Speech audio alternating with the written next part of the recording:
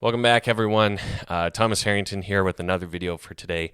Today I'm going to be talking about are foreclosures a good deal? Now, foreclosures are something that, much like many other things in real estate, people kind of have ideas or perceptions about them just from media, TV, movies, and then the reality of these things is often a little different. So the main question for today is, are foreclosures a good deal? And the answer is, kind of. So the biggest piece of advice I can give is if you're someone considering a foreclosure for whatever reason is there's no such thing as a free lunch, as the kind of cheesy old axiom goes. Reason for this is, yes, foreclosures are often a little less expensive, a little cheaper, a little discounted from market value, but there is often some work involved with them.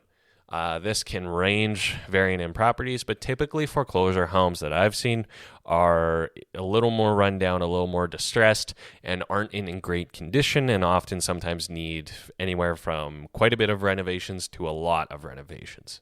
So yes, they are priced well. It may be a good way to get a little bit of a deal, but it does involve some work. It's not like it's a top secret source of listings that are in impeccable condition and for some reason, 10% cheaper than a comparable home of market value.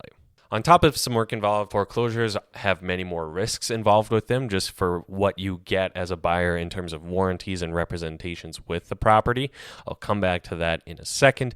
Basically, the way foreclosures work is they're sold as is, where is at time of possession. What as is, where is means is if something changes between the time you wrote the offer and the time you take possession of the home, you actually don't really have any recourse as the buyer, or you don't at all, I should say. So what as is, where is means is essentially what you see is what you get, but at time of possession. So if something changes between the time you write an offer on the property and the time you take possession of the home, you unfortunately don't have any recourse for that when it's a foreclosure. Further to this, you often don't get an inspection with the foreclosure property.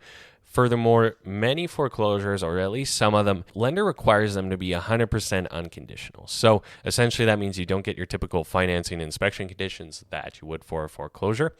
And if it's a condo foreclosure, you actually don't get any condominium documents provided to you. In a scenario where it's a 100% unconditional deal, there is some stuff you can do to work within that. Just make sure you're able to do some due diligence, but even so, it is quite limited. Now, that's not every foreclosure. A decent amount of foreclosures these days do allow you to do an inspection and financing condition, but there isn't any recourse. So what I mean by that is when you do an inspection on a typical property, if something comes up, you can either renegotiate with the seller, have them remedy the issue, something along those lines. When you do an inspection on a foreclosure, if they allow it, you don't really get any recourse. You can't make any adjustments. It's just so you know what you're getting yourself into.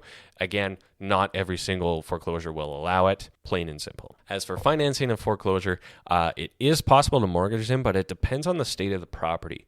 If the property is, say, completely torn down to the studs and not really livable, aside from tons of renovations, it's going to be basically impossible to get a normal mortgage on that property. Conversely, some foreclosures just need a decent bit of work, but you can live in the home, etc.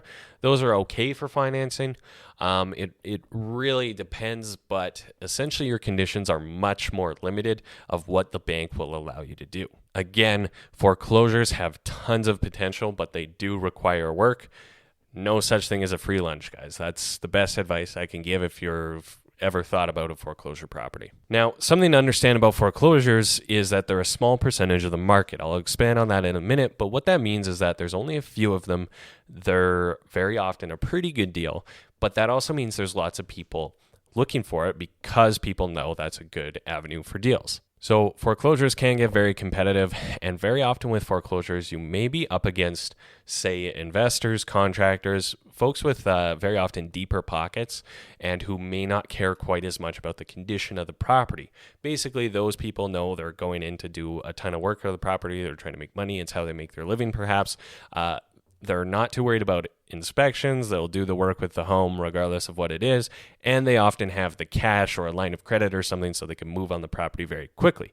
If you're just a normal buyer doing a typical mortgage because you're looking for a place to live, perhaps your first home, you'll very often lose out in those offers with, say, an investor who can pay cash for the place, just because for the bank's point of view, you're kind of a maybe, but the investor can take it off their hands nice and quick, clean deal. Further to that, because it's known out there that foreclosures, bank sales, etc., are a good deal, an avenue to search for good deals. Lots of people look there, and they only make up a small percentage of the market. So statistically speaking, you'll have a small number of well-priced listings with a large number of potential buyers looking at them. So another point I just kind of want to expand on that last one is that it's important to understand that foreclosures are only a small single-digit percentage of the market of the listings out there at any given time, if not less than that. They're typically the number of listings that are foreclosures in Edmonton at any given time is less than 1%. So yes, they're out there, but it's not a huge chunk of the market. I think we can blame this on kind of movies and being the generation who grew up around the 2009 financial crisis and watching a lot of American television. We think there's more foreclosures than there actually are. In Canada, they're really just a small percentage of the listings in any given market. So if you're looking for a foreclosure, yes, it's a good way to look for a deal, but there's not going to be a dramatic amount of listings out there for you to look at. It's not like there's this secret untapped source of listings out there that are insane deals. It's small percentages, realistically speaking. Now, on that point, people ask me, I'm recording this at the start of 2021 with COVID, with the mortgage deferrals, what's going to happen with foreclosures? Well, the good news is for our economy as a whole is most people, statistically speaking, are actually caught up on their mortgage deferrals. But there is no doubt we will see some increase in foreclosures in 2021. It's inevitable after hard times.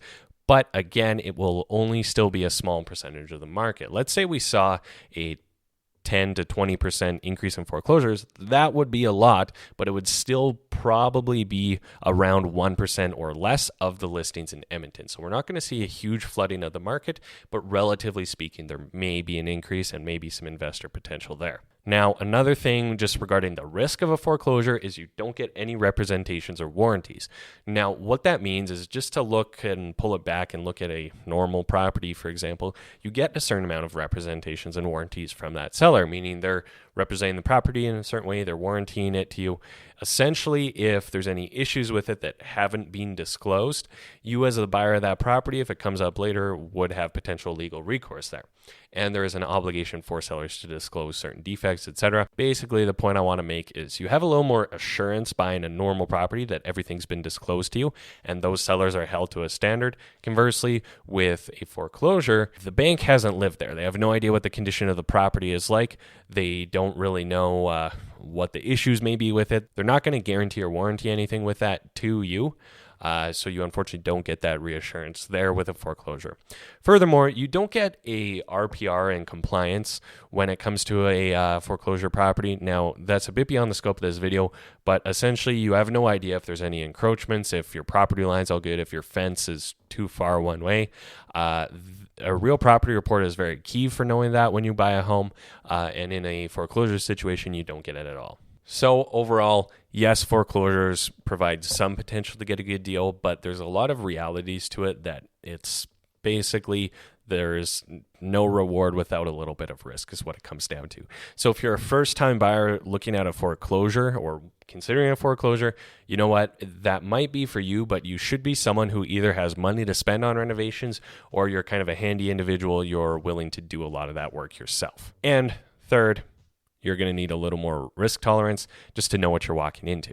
Now, if you're someone who's just curious how foreclosure is a potential out there, well, you know what? It's not as big of a market as you may have thought, which is completely fine. But just to be realistic, if you're looking for a home in a certain area, I can pull up the foreclosures for you very easily in that area. We can see if there's anything that interests you. But again, it's only going to be a handful of listings, and typically there's some work involved.